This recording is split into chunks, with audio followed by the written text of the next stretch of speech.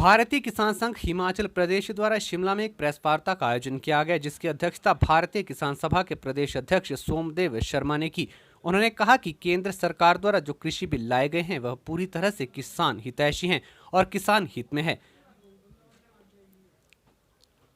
उन्होंने कहा कि वे इसका पूरी तरह से समर्थन करते हैं। सोमदेव शर्मा ने कहा कि इन बिलों में बदलाव करने की आवश्यकता है। उन्होंने कहा कि जो कृषि बिल सरकार द्वारा लागू किए गए हैं उसके लिए किसानों की सुविधा के लिए हर जिले में कृषि न्यायालय बनाए जाने चाहिए, ताकि किसानों को अपनी समस्याओं और झगड़ों को सुलझाने के लिए अन्य जिलों में न जाना पड़े और वह आराम से अपना कृषि का कार्य कर सकें।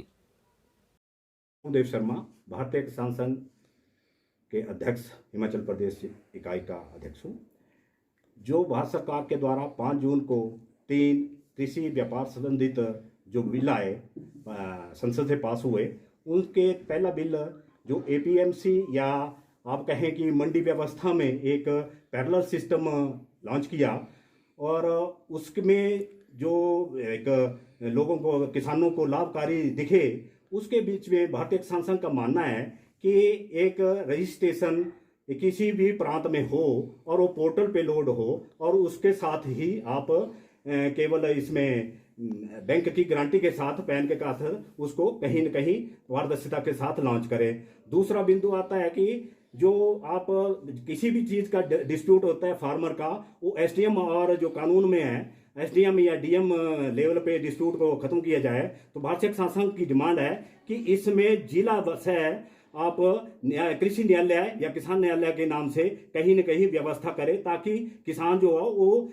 अपने झगड़े से इससे निवृत्त हो, ताकि चक्कर ना लगाने पड़े और अपनी खेती का काम करे। दूसरा बिंदु, दूसरा जो बिल है कॉन्ट्रैक्ट फार्मिंग का, वो उस कॉन्ट्रैक्ट फार्मिंग में पहले से भी होता था और अब जो नया बिल आया इसमें केवल उपज की बात है, उपज के ऊपर कॉन्ट्रैक्ट है, जगह के ऊपर कोई कॉन्ट्रैक्ट नहीं है। अगर कोई आपस में सहमति में कोई चीज स्ट्रक्चर खड़ा भी करता है तो उसके 15 दिन के अंदर उसको हटाना पड़ता है, अन्यथा वो किसान का रहेगा। अब किसान किसी टाइम भी उसमें रेट में बैकआउट कर सकता है, उसके ऊपर पेनल्टी नहीं है। लेकिन अगर कंपनी उसमें बैकआउट करती है, पीछे हटती है उस रेट से, तो उसके ऊपर पेनल्टी इम्पोज्ड है। तो लेकिन इसमें हमें एक सुधार की जो प्रस्ताव दिया है भारतीय किसान संघ ने, वो एक है कि किसान की परिभाषा में कारपोरेट नहीं डाला जाए। वो किसान की जो परिभाषा वो किसान ही रखी जाए, कहीं न कहीं इसको सेपरेट किया जाए, किसी भी माध्यम से तर्कसंगत किया जाए। तीसरा जो बिल है अधिनियम का बात है, आवश्यक अधिनियम 1955 का जो है जमाखोरी से, होर्डिंग से बचाने के लिए किया था,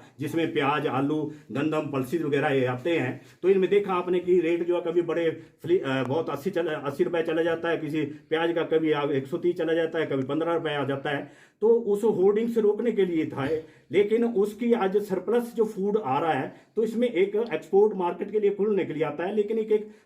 थोड़ा सा कितना खोलना चाहिए था, कितना नहीं, तो इसके बीच में एक तर्कसंगत बात होनी चाहिए थी। एक बात आती है कि जो एमएसपी की बात आती है, तो एमएसपी जो है न्यूनतम समर्थन मूल्य, उसके ऊपर 6 से 8% जो भी परचेज होती है पूरे देश भर में अनाज की, खासकर गेहूं, मक्की, धान की, तो उसमें हमारा मानना है कि कहीं न कहीं कम से कम रेट पे लिखा जाए, ये कानून में आए कि कहीं नहीं कहीं कम से कम रेट पे आप इसकी परचेज करें और इसका रेट जो है किसान को मिलना चाहिए। तो ब्यूरो रिपोर्ट, शिमला।